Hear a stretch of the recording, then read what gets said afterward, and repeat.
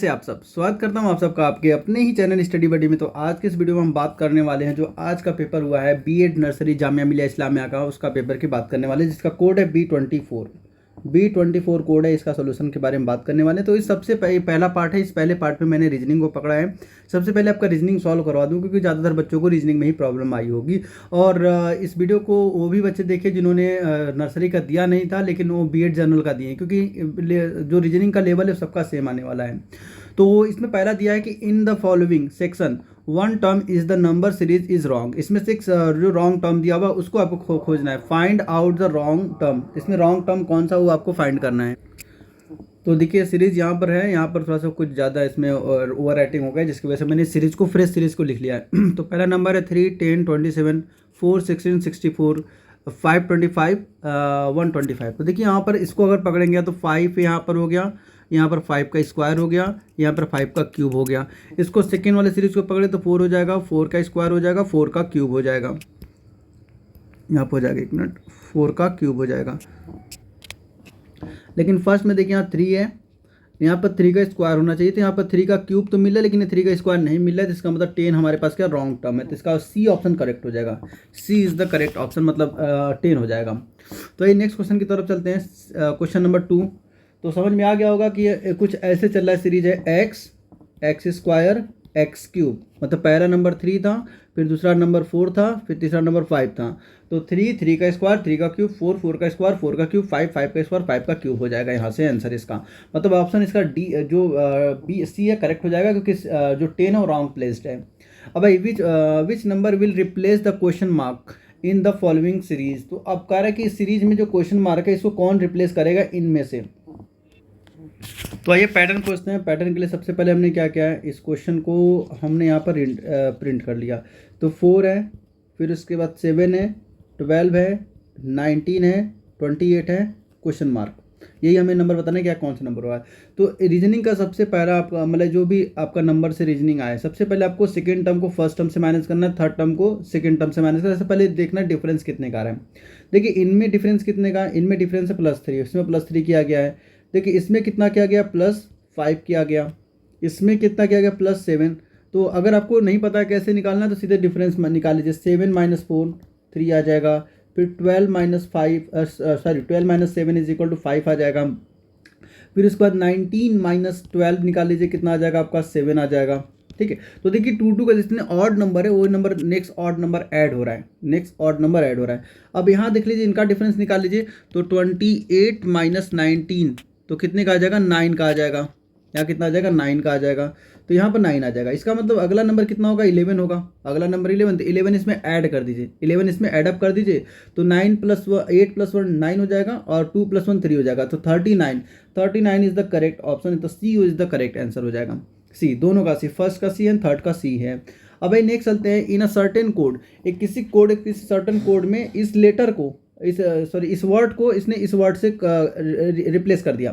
फिर कहा how is the, मतलब इस लेटर को, मतलब इस वर्ड को किस उस कोड में क्या लिखेंगे। अगर इस वर्ड को किसी सर्टेन कोड में ये लिखा जा रहा है तो इसको क्या लिखा जाएगा। तो इसको देखते हैं कि इसका पैटर्न क्या है। पैटर्न को पकड़ते हैं। तो देखिए सबसे पहले अगर इसकी बात करें, इसके देखिए अब हमने क्या लिखना, देखिए जिससे नंबर देखेंगे तो जो लेटर इसमें यूज़ किया गया वही लेटर इसमें यूज़ किया गया है। जो लेटर देखिए आप देखिए आराम से देखेंगे तो आपको दिखाई देगा। देखिए यहाँ पर ओ सी है, यहाँ पर सी है, यहाँ पर ओ है, यहाँ पर ओ है, यहाँ पर है ओ। वाह, देखिए पकड़ते ऐसे पकड़ते में मालूम भी चल गया कि यहाँ पर कौन सा पैटर्न लगाया गया है। और फिर आगे यहाँ वी है तो ओ, अच्छा ठीक है। अब पूरा पैटर्न समझ में आ गया कि पैटर्न क्या कहना चाह रहा है। तो देखिए CON को इसने क्या लिखा है, CON मतलब NOC लिख दिया। फिर उसके बाद यहाँ पर देखिए VEN को इसने क्या लिखा है, NEV। इसका मतलब पूरे जो वर्ड है इस वर्ड को 3 के ग्रुप में बांट लिया। देखिए एक यहाँ हो गया, एक यहाँ हो गया, एक यहाँ हो गया। ठीक है। तो अब बाकी इनको क्या किया, रिवर्स कर दिया। रिवर्स कर दिया। तो वैसे ये इसको हम करते हैं। हमें तो पैटर्न तो मिल गया। जब हमें पैटर्न मिल गया तब हम इसको देखते हैं। हमारे पास क्या है, ENT को इसने लिखा होगा, TNE लिखा होगा।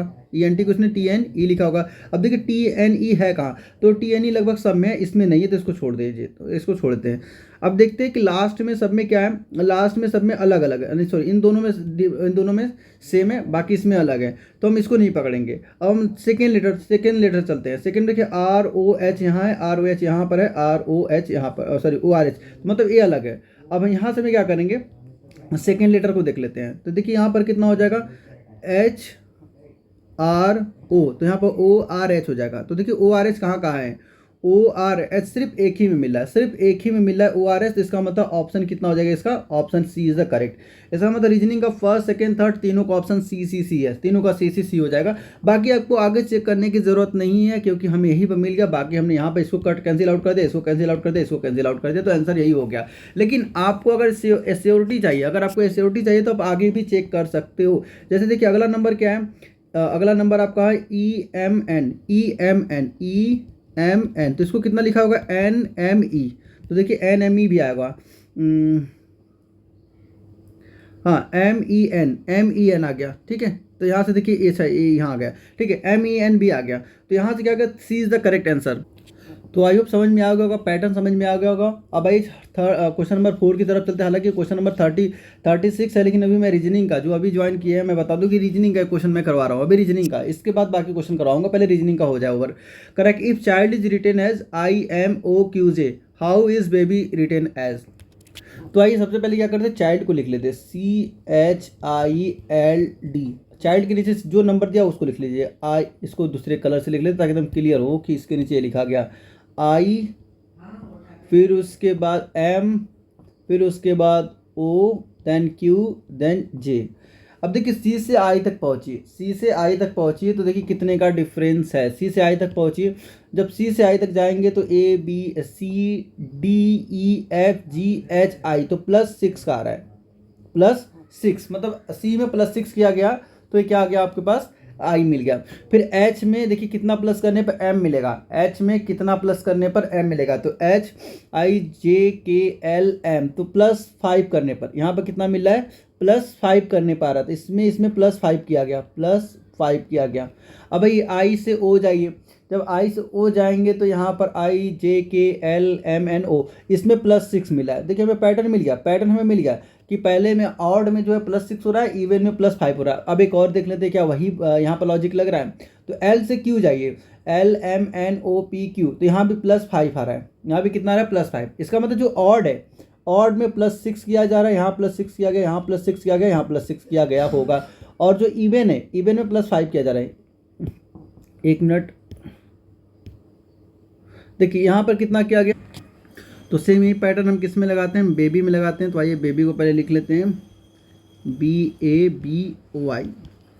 अब क्या करना है आपको, B में +6 करना है। जब B में +6 करेंगे तो आ जाएगा H, तो देखिए H वाला कौन सा लेटर 2 है, तो ये दोनों चला गया।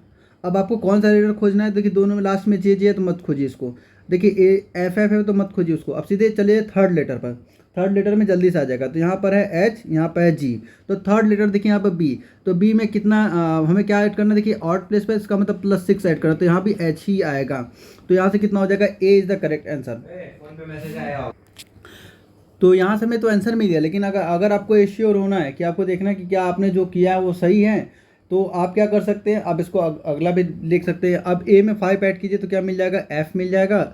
अब Y में कितना है, Y में भी 5 ऐड करना है। जब Y में 5 ऐड करेंगे तो आपको यहाँ पर बेबी, एक मिनट, सॉरी। तो ये Y में 5 ऐड करिए, तो Y के बाद हो जाएगा Z, फिर ABCD, कितना आ जाएगा, फिर लास्ट वाला E बच जाएगा, तो E आ जाएगा यहाँ पर। हालांकि इसमें कोई दिया ही नहीं ऑप्शन करेक्ट, मतलब Y में हम ऐड कर ही नहीं सकते, मतलब Y में 5 ऐड करेंगे तो Y के बाद Z आ जाएगा, Z के बाद आ जाएगा आपका ABC, चारों के पास। यहाँ पर D होना चाहिए था, यहाँ पर D होना चाहिए था, लेकिन यहाँ पर कोई दिया नहीं है, और लास्ट के दोनों में JJ, तो ऐसा करेक्ट आंसर हो जाएगा। तो यहाँ भी कुछ मिसिंग किए हैं यहाँ पर ऑप्शन में, तो यहाँ पर अगर देखा जाए तो लॉजिकली होना चाहिए था HFHD होना चाहिए था, लेकिन इन्होंने यहाँ पर कोई और कहीं से कॉपी किया होगा इन्होंने, और Y की जगह पर कुछ और रहा होगा, यहाँ पर ले लिया होगा। चलिए, तो यहाँ इसका ऑप्शन हो जाएगा A is the correct answer. तो आई होप समझ में आ गया होगा। अब भाई चलते नेक्स्ट क्वेश्चन की तरफ। तो ये लॉजिकल रीजनिंग का है कि जैसे मून रिलेटेड है सेटेलाइट से। देखिए इसका मतलब क्या होता है, इसका मतलब होता है अपॉन। जैसे अब मून हो गया, मून रिलेटेड किससे है, सेटेलाइट से, सेटेलाइट से। तो उसी प्रकार डबल का मतलब होता है इक्वल टू। अगर नंबरिंग में आए तो आप ऐसे इसको सॉल्व कर लेते हैं, सॉल्व कर सकते हैं। अर्थ, अर्थ किससे रिलेटेड हो जाएगा, तो अर्थ रिलेटेड हो जाएगा प्लेनेट से, प्लेनेट से। तो इसका D is the correct answer, इसका D is the correct answer. अब नेक्स्ट चलते हैं 38 की तरफ। तो what should be come in the place of question mark in the given series. तो गिवन सीरीज हमारे पास है, इसको लिख लेते हैं, क्या है, ए सी ई। अब इसके नीचे लिख दिए एफ जी एच, क्योंकि सब 3 लेटर का, तो ऐसे में इसको फाइंड कर सकते हैं। चलिए यहाँ पर question mark question mark question mark क्या आएगा, फिर हो जाएगा पी ओ एन। ठीक है, तो देखिए पहले ए से एफ कब आता है, ए से एफ कितना ऐड करने पे ए से एफ आएगा, तो A B C D E F, तो +5 किया गया, कितना किया गया, +5।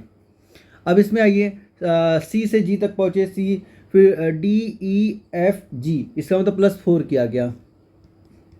अब इसमें देखिए कितना किया जा रहा है, ई से एच जाने के लिए ई एफ जी एच, तो +3 किया गया, +3 किया गया। इसका मतलब ये सेम पैटर्न यही अप्लाई करके देखते हैं, अगर उसमें +5 करने पर अगर पी मिल गया तो इसका करेक्ट आंसर हो जाएगा। अब एफ में 5 ऐड कीजिए, एफ में 5 ऐड कीजिए, तो कितना हो जाएगा, एफ जी एच आई जे के, तो यहाँ आ जाएगा के, यहाँ आगे 5 ऐड किया तो हमारे पास कितना मिला, के मिल गया। अब इसमें 5 ऐड कीजिए, जी में जी एच आई जे के, इसमें भी इसमें 4 ऐड करना है, तो इसमें क्या जाए, जी के बाद एच आई जे के, तो यहाँ भी के आ रहा है, तो के 2 आ गया, तो इससे हमारा ऑप्शन ए हो जाएगा, A is the correct answer हो जाएगा। थर्ड को चेक करने की जरूरत नहीं, के आ गया। अब हमें बस क्या चेक करना है, क्या इसमें 5 ऐड करने पर पी आ रहा है कि नहीं आ रहा है, क्या इसमें 5 ऐड करने पर पी आ रहा है कि नहीं। तो आइए के बाद L M N O P, तो देखिए 5 ऐड करने पर पी आ रहा है, तो आपको आगे चेक करने की जरूरत नहीं है, बाकी एश्योरिटी के लिए आप चेक कर सकते हैं। आइए एच में 3 ऐड कीजिए, एच आई जे के, तो देखिए यहाँ भी के आ गया, तो ट्रिपल के is the correct answer, A is the correct answer हो जाएगा। तो आप ऐसे इसको सॉल्व कर सकते थे। आइए नेक्स्ट क्वेश्चन की तरफ चलते, क्वेश्चन नंबर 40 की तरफ। तो देखिए ये भी लॉजिकल रीजनिंग से आ गया। इसमें बोला कि which one does not belong to the group, इसमें से कौन सा ग्रुप में बिलोंग नहीं करता।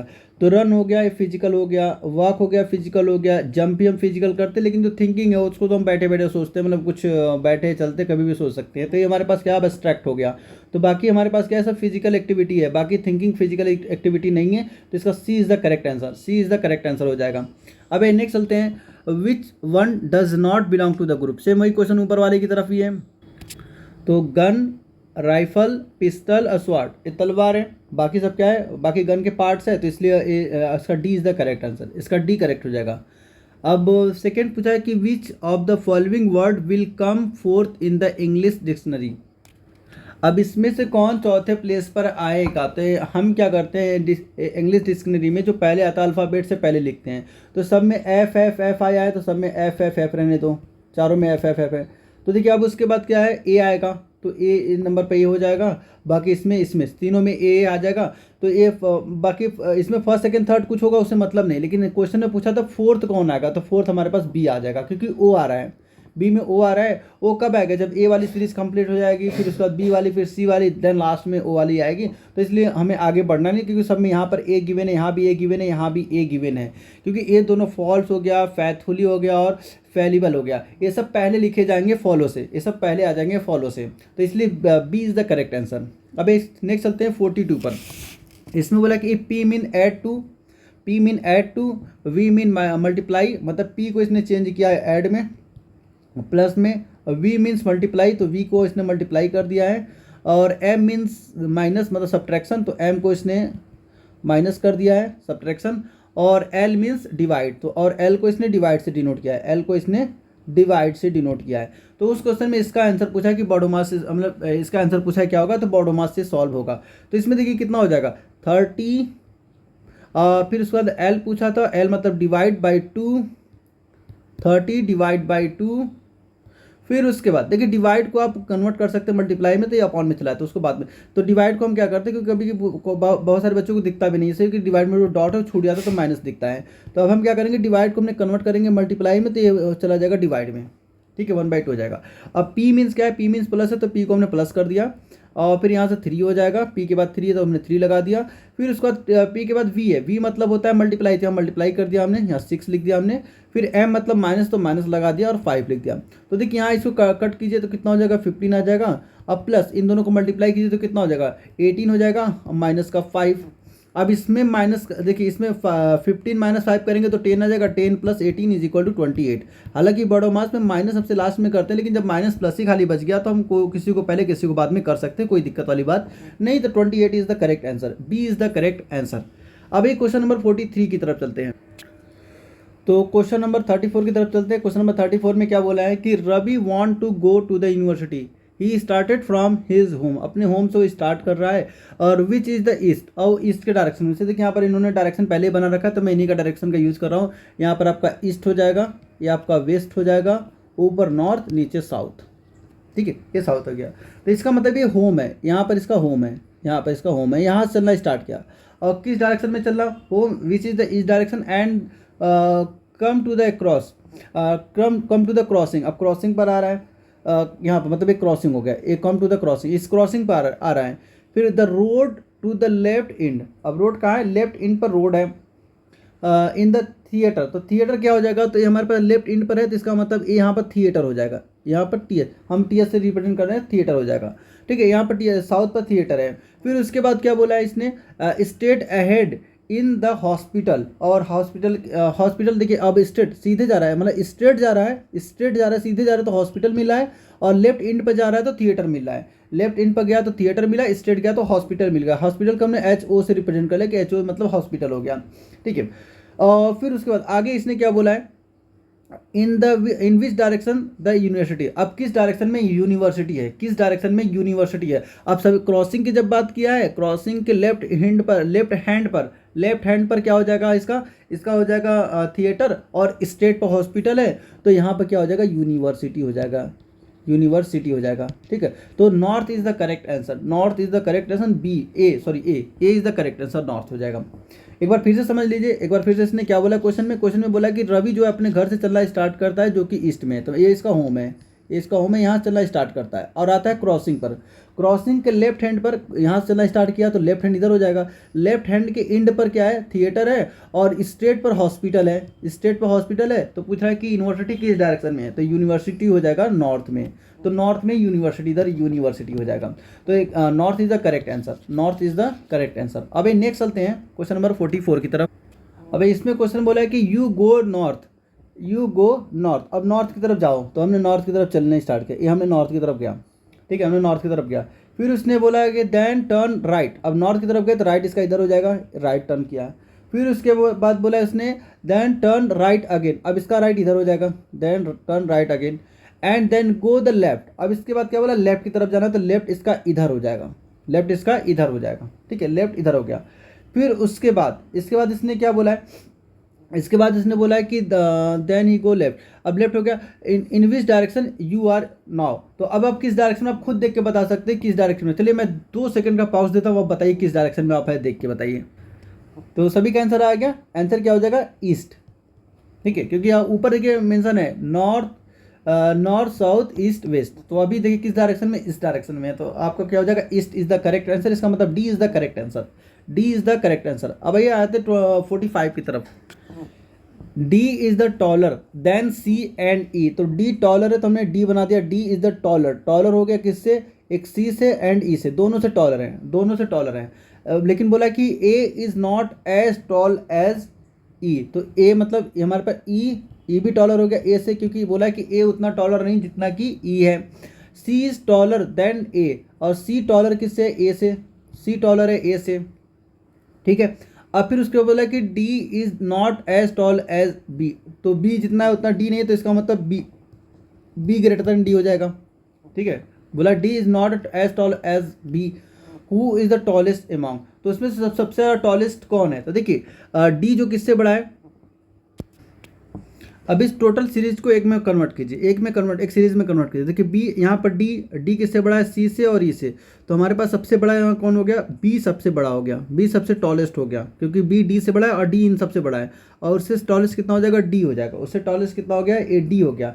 अब डी के बाद देखिए क्या आ जाएगा, डी के बाद जब इसको ऐड करेंगे तो सी और ई आएगा, सी और ई, क्योंकि ए तो छोटा है, ए सी से भी छोटा है, ए से भी छोटा है, तो इसका मतलब या तो यहाँ सी आएगा या तो ई आएगा, क्योंकि इन दोनों के बारे में क्लियर कोई स्टेटमेंट नहीं गिवन है। लेकिन हाँ इसके बारे में देखिए ई सबसे छोटा है, ई सबसे छोटा है, ये सब इस सब के बारे में क्लियर है।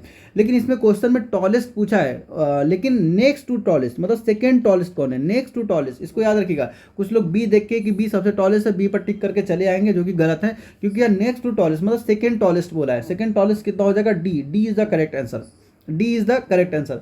अब आइए चलते हैं 46 की तरफ।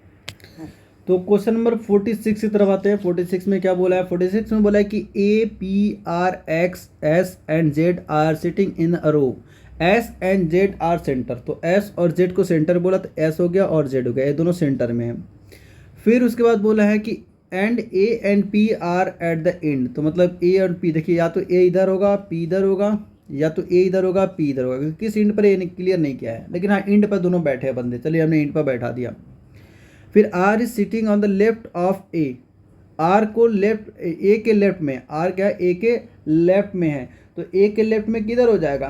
तो अब ए हमारे पास, इसका मतलब इससे क्लियर हो गया कि ए इधर लिखना पड़ेगा और पी इधर लिखना पड़ेगा, तब ना ए के लेफ्ट में आर आएगा, तब ना इसके बीच में आएगा। अगर इधर हमने इधर मान लेते ए को मैं इधर लिख दिया, तो लेफ्ट इसका इधर हो जाएगा, लेफ्ट इसका इधर हो जाएगा, तो क्या हो जाएगा, ये बाहर हो जाएगा, सीरीज से बाहर हो जाएगा। इसका मतलब आर कहीं इधर होगा, अब कहाँ होगा ये क्लियर नहीं है, लेकिन हाँ इधर लेफ्ट में बोला।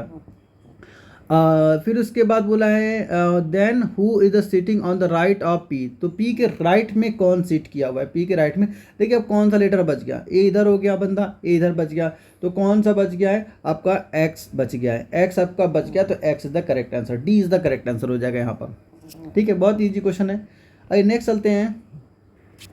तो ब्लड रिलेशन से आ गया कि A B and C are sister, D is the brother of E and E is the daughter of B, how is related to A to D. A D से किस तरीके से रिलेट कर रहा है। तो सबसे पहले ए बी सी तीनों सिस्टर है, तीनों फीमेल हो जाएंगी और तीनों सेम जनरेशन की हो जाएंगे। तो ए बी सी हमने बताया था, जब भी मैंने इसका रीजनिंग वाला क्लास लिया था तो मैंने बताया था मेल के लिए आपको सर्कल बनाना है, सॉरी मेल के लिए आपको स्क्वायर बनाना है, फीमेल के लिए आपको सर्कल बनाना है, और सेम मतलब एक ही जनरेशन के हो तो आपको एक लाइन में लिखना है इसको। ये हो गया।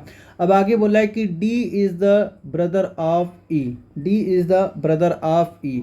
तो कहीं डी है और कहीं ई है, ई के बारे में नहीं पता, लेकिन हाँ डी बोला है ब्रदर है, तो डी इसका मतलब ब्रदर है, तो इसका मतलब ये स्क्वायर हो जाएगा। चलिए डी को हमने बना लिया कि ब्रदर हो गया। अब आगे क्या बोला है, हमारे पास ए स्टेटमेंट हमने लिख दिया और हमने ए स्टेटमेंट लिख दिया। फिर बोला कि E is the daughter of B, E is the daughter of B. तो डॉटर ऑफ बी बोल दिया, इसका मतलब बी का डॉटर, इसका मतलब ए भी फीमेल होगी। यहाँ से मतलब ये इसको में ई को अब हमने जोड़ देना, यहाँ पर हमने इसको उठा के यहाँ जोड़ दिया, इसको उठा के यहाँ जोड़ दिया, क्योंकि अगले स्टेटमेंट में क्लियर हो गया। बहुत ही ईजी रीजनिंग गिवन है। इसमें बोला कि how is A related to D, A D से किस तरीके से रिलेटेड है, ए डी से किस तरीके का। देखिए ए किस तरीके से रिलेटेड है, तो ए क्या होगी डी की, ए क्या होगी डी की, ए हो जाएगी आंट हो जाएगी, ए क्या हो जाएगी आंट हो जाएगी। तो aunt is the correct answer. तो देखिए यहाँ पर A is the correct answer हो जाएगा, A is the correct answer. हालांकि मटेरियल आंट होगा, लेकिन यहाँ पर कुछ नहीं गिवन है, तो यहाँ पर क्या हो जाएगा aunt is the correct answer, क्योंकि ए को बोला। और वही अगर डी पूछता, डी क्या हो जाता, फिर डी पूछता तो डी के केस में हम आंसर अलग देते, लेकिन यहाँ पर पूछा है कि how is A related to D.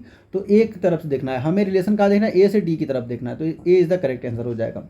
ये आपका ब्लड रिलेशन का फिगर रहेगा। आइए नेक्स्ट चलते हैं क्वेश्चन नंबर 48। ए भी क्वेश्चन देखिए करवाया हुआ क्वेश्चन है, ए भी क्वेश्चन करवाया हुआ है। इसको हम क्या करते, अच्छा एक मिनट सॉरी, वो ऊपर वाला क्वेश्चन था, इसका सी ऑप्शन करेक्ट हो जाएगा, इसका ये नहीं होगा, क्योंकि हमने ऊपर देखा था लेकिन यहाँ फिगर बना दिया तो मुझे लगा कि ये ऑप्शन है, तो हमने आंट यहाँ क्लिक किया था, हालांकि ये आंट नहीं होगा, आंट ऊपर वाला। सी इज द 47 का सी इज द करेक्ट आंसर। अब ये 48 की तरफ चलते हैं। पॉइंटिंग टूवर्ड रीता, तो रीता की तरफ पॉइंट करके निखिल बोला है। ये निखिल हो गया। आप देखिए नाम से हमें नहीं जाना कि मेल है कि फीमेल है, नाम से हमें नहीं जाना कि मेल है कि फीमेल, जब तक हमें क्लियर नहीं करें, क्योंकि यहाँ आपके लिए निखिल इंडिया में निखिल हो सकता है, लेकिन अगर हम अमेरिका में चले गए या फिर हम ऑस्ट्रेलिया में चले गए तो फीमेल भी हो सकता है। फीमेल का नाम अगर कोई निखिल ले ले तो वहाँ पर कोई आश्चर्यजनक बात नहीं होगी। ठीक है, तो नाम से हमें कभी भी जेंडर डिफाइन नहीं करना है। तो निखिल किससे बोल रहा है, रीता से बोल रहा है, रीता। अब आगे देखिए, आगे क्या बोला, ये निखिल हो गए, रीता हो गए। अब उसके बाद बोला है कि I am the only son of her mother sun, I am only son of her mother सन, ऐसा किसका? तो देखिए अब यहाँ से कितना हो जाएगा, रीता हो गई, यहाँ से रीता, रीता की मदर, ये रीता हो गई। अब रीता की मदर, यहाँ पर मदर हमने ऊपर बना दिया, एक जेंडर ऊपर हो गया, मदर, ये मदर होगी। अब मदर का जो इस मदर की जो सन है, उसका सन कौन है, उसका सन कौन है, निखिल है, उसका सन कौन हो गया, निखिल हो जाएगा, उसका सन, इस मदर के सन का सन निखिल है।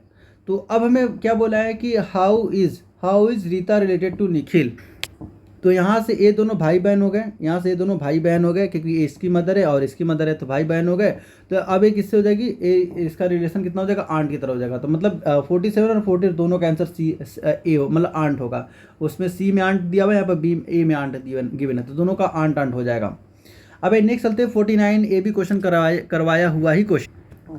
तो इसमें बोला है कि if in a certain language ओका पेरू मीन्स फाइन क्लोथ, ओका पेरू लिख लीजिए यहाँ पर, ओका पेरू मीन्स क्या है, फाइन क्लोथ, फाइन क्लोथ,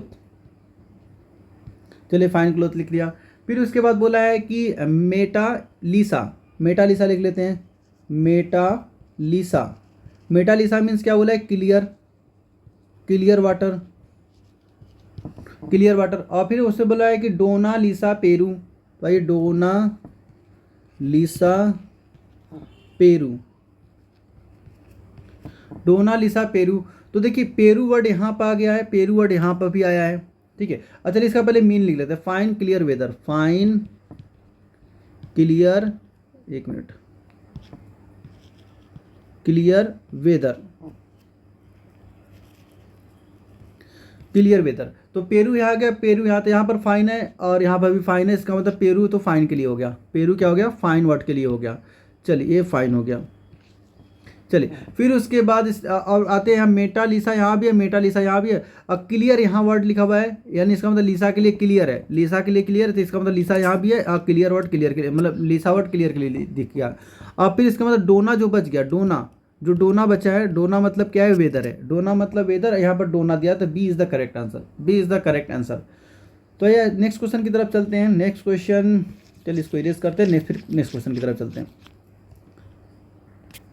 अब देखिए इसमें क्या बोला है कि if cook is called butler, butler is called manager, मतलब कुक को बटलर बुलाया जा रहा है, बटलर को मैनेजर बुलाया जा रहा है, मैनेजर को टीचर बुलाया जा रहा है और टीचर को क्लर्क बुलाया जा रहा है, क्लर्क को प्रिंसिपल बुलाया जा रहा है। फिर बोला है who will teach in class, तो क्लास में कौन पढ़ाता है, तो क्लास में जनरली तो टीचर बुलाता है, टीचर पढ़ाता है, एक मिनट कहाँ गया, टीचर पढ़ाता है।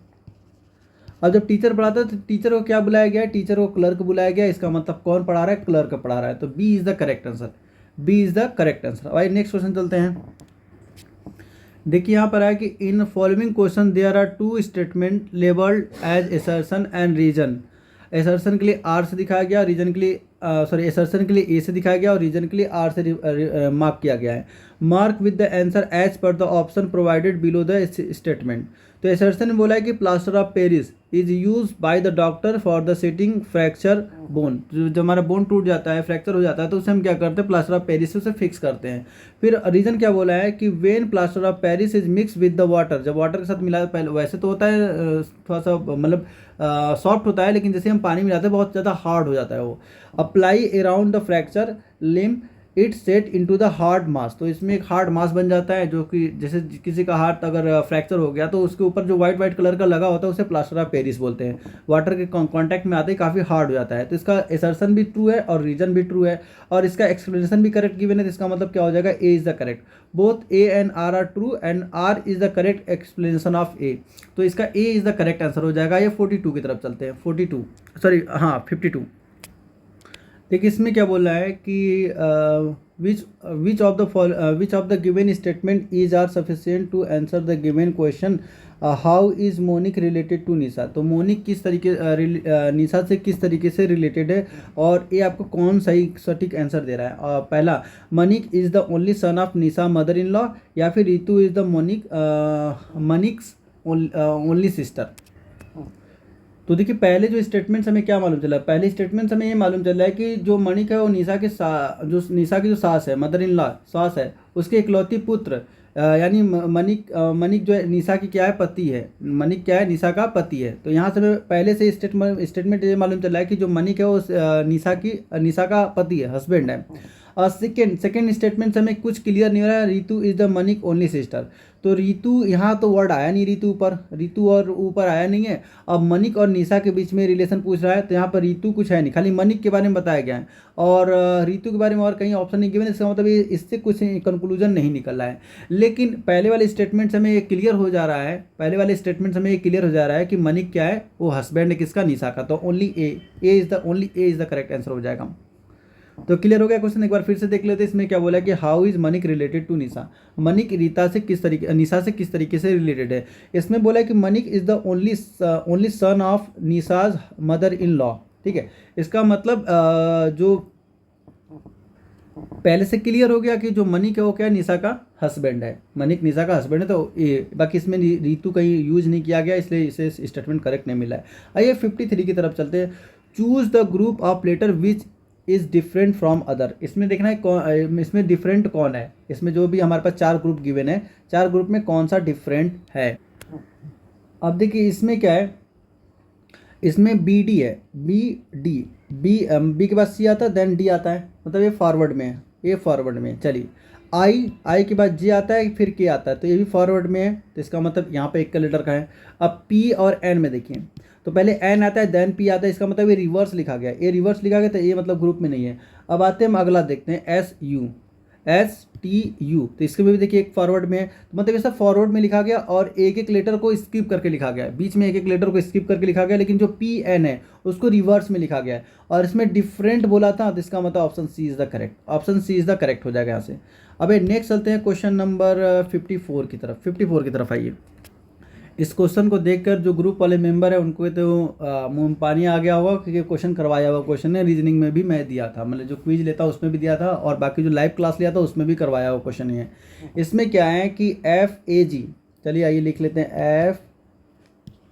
एफ ए जी, फिर यहाँ लिखा है जी ए एफ, फिर यहाँ लिखा है एच ए आई, फिर यहाँ लिखा है आई ए एच, अब यहाँ पर डैश डैश डैश।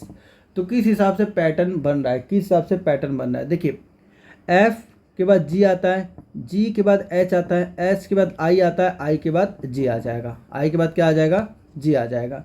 तो जी इन दोनों में है, ये दोनों ऑप्शन चला गया, ये दोनों ऑप्शन वैसे चला गया। अब देखिए सेकेंड दोनों का बी सब में ए आ रहा है, तो यहाँ भी ए ही आएगा, तो इसको छोड़ दीजिए। अब आते हैं लास्ट वाला पोजीशन। तो देखिए लास्ट वाले पोजीशन में क्या किया गया कि जी यहाँ पर है, जी में -1 करेंगे, तो एफ आएगा। यहाँ पर -1 किया गया, यहाँ पर क्या किया गया, -1 किया गया है। फिर उसके बाद एफ में कितना हम माइनस से प्लस करें कि आई आ जाए, तो देखिए एफ जी एच आई, तो +3 करने करने पाया। फिर उसके बाद देखिए कितना आ रहा है, उसके बाद आ जाएगा -1 करने पर आई आ जाएगा, सॉरी एच आ जाएगा, एच आता है देन आई आता है, इसका मतलब -1 एक रिवर्स में चला गया। इसका मतलब प्लस फिर से क्या आ जाएगा, +3 किया जाएगा, +3 किया जाएगा, तो कितना आ जाएगा, एच में +3 कीजिए तो कितना आ जाएगा, के आ जाएगा। तो जे ए के इज द करेक्ट आंसर आ जाएगा।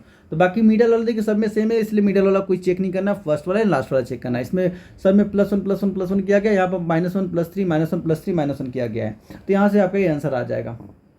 तो नेक्स्ट क्वेश्चन चलते हैं, क्वेश्चन नंबर 55 की तरफ। इसमें क्या बोला है कि if the seventh day of the month is 3 day earlier than Friday, तो अगर हम 7 में +3 ऐड कर दे, तो क्या मिल जाएगा, हमें 10th मिल जाएगा, 10th डे। और वो 10th डे को क्या बोला है, फ्राइडे बोला है, तो हमने यहाँ पर लिख दिया फ्राइडे, तो 10th डे वो फ्राइडे हो जाएगा, फ्राइडे।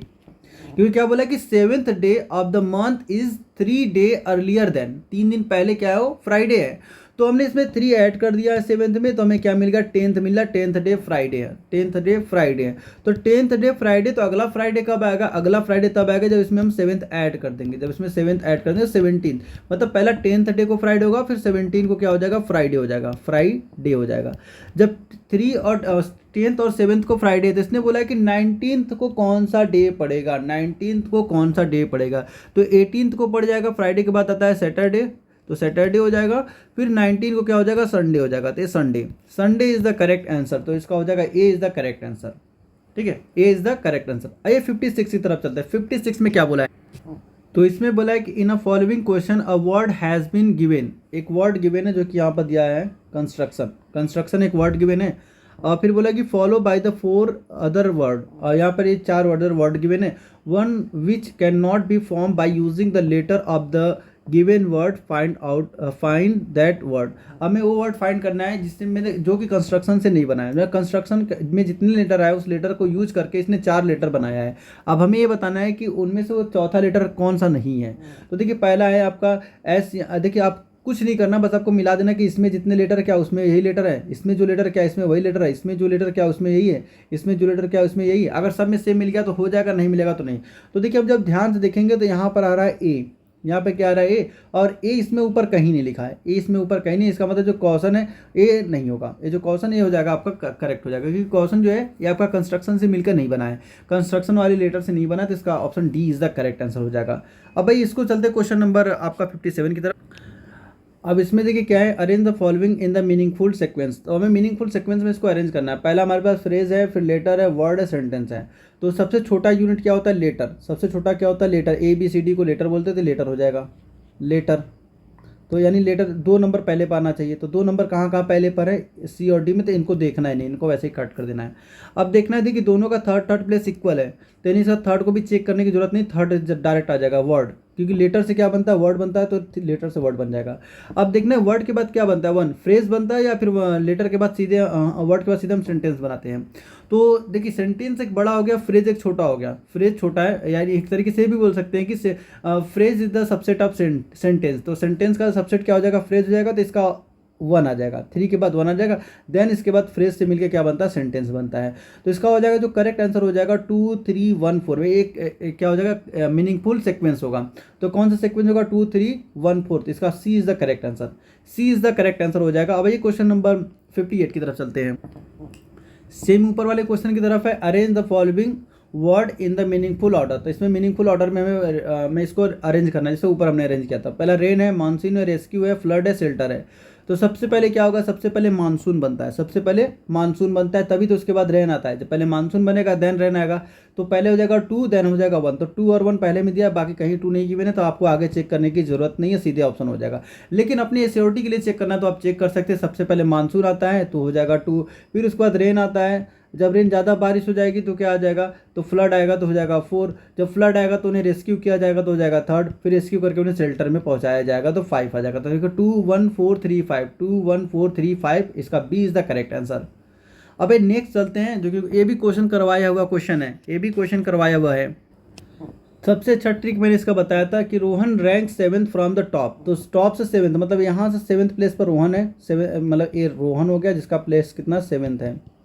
और अगर इंट से बात करें तो इंट से इसका प्लेस कितना है, 26 है। तो हमने बोला था इन दोनों को ऐड कर लिया कीजिए, 26 + 7 और लास्ट में एक माइनस कर दीजिए। माइनस एक इसलिए करना है क्योंकि हमने ऊपर से आ रहे तो भी रोहन को हम ऐड कर रहे हैं, नीचे से जा रहे तो भी रोहन को ऐड कर रहे हैं। तो रोहन 2 बार ऐड हो गया, तो रोहन को एक बार सब्ट्रैक्ट कर लीजिए, तो 26 + 6 हो जाएगा, इसका मतलब 6 6 12 2 3 1 4 3, तो 32 हो जाएगा। इसका A is the correct answer, A is the correct. जब भी स्ट्रेट फॉरवर्ड आए आपको ऊपर और नीचे दोनों को ऐड कर देना, ऊपर का पोजीशन नीचे का पोजीशन -1 कर देना, क्योंकि 2 बार उस हमने रोहन को पोजीशन किया, फिर जो भी रोहन यहाँ पर कोई और भी आ जाए, सोहन भी आ जाए, तो उसकी पोजीशन को हमने दो बार ऐड कर दिया, इसलिए 1 माइनस करते हैं। तो इसका करेक्ट आंसर कितना हो जाएगा, इसका करेक्ट आंसर इसका हो जाएगा आपका ए 32। अब नेक्स्ट क्वेश्चन चलते हैं।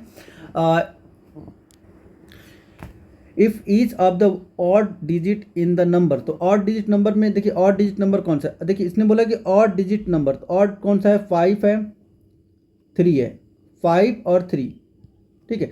तो 5 और 3 ऑड है, बाकी आपका 4 6 और 8 ए इवन हो जाएगा। कह रहा है कि ऑड में 1 डिक्रीज करना है और इवन में 1 इंक्रीज करना है। इसमें डिक्रीज मतलब एक घटाना है और इसमें एक जोड़ना है। तो पहले 2 ऑड है तो इसका मतलब 5 + 3 इज इक्वल टू कितना हो जाएगा 8 आ जाएगा, और 2 ऑड है इसमें 2 माइनस कर दीजिए तो कितना आ जाएगा 6 आ जाएगा यहाँ से। और इनको ऐड कीजिए तो कितना हो जाएगा 8 + 4 10 हो जाएगा, 10 + 8 18 हो जाएगा। तो 4 + 6 + 8 इज इक्वल टू 18 हो जाएगा, क्योंकि 10 + 8 18, और इसमें प्लस का 3 ऐड कर दीजिए, तो कितना हो जाएगा यहाँ से 3 ऐड कर 21 हो जाएगा। अब इसमें ये बोला है कि then which of the following will be the sum of the digit a new number. तो न्यू नंबर का डिजिट सम करना है तो सम कर दीजिए इन दोनों को, तो कितना हो जाएगा 27। तो 27 सी इज द करेक्ट आंसर। बहुत ही ईजी था। अब देखिए इस वीडियो हमने रीजनिंग को कवर किया, बाकी आप लोग को मैसेज बताएंगे कि मुझे अगला वीडियो बनाना है कि नहीं। मैसेज मतलब इन द सेंस कमेंट, आप कमेंट करेंगे तो ही हम अगला वीडियो बनाएंगे, नहीं तो नहीं बनाने वाले, पहले ही मैं बता रहा हूँ। अगर आपको नेक्स्ट वीडियो चाहिए तो जल्दी जल्दी कमेंट कर दीजिए किस किस को नेक्स्ट वीडियो चाहिए, और लाइक करके अपने दोस्तों में भी इसे शेयर कर लीजिए, जिससे कि हम लोग जो भी इतना हार्ड वर्क कर रहे हैं इसका हम लोग को कुछ ना कुछ तो मोटिवेशन मिलना चाहिए। जितना आप लोग लाइक और कमेंट करते हैं उससे हमें मोटिवेशन मिलता है कि नया से नया वीडियो जल्द से जल्द आप तक लाते रहें। तो मिलते हैं नेक्स्ट वीडियो में, तब तक आप लोग अपना बहुत ख्याल रखिए और अपने दोस्तों में से शेयर करना ना भूलें। Best of luck.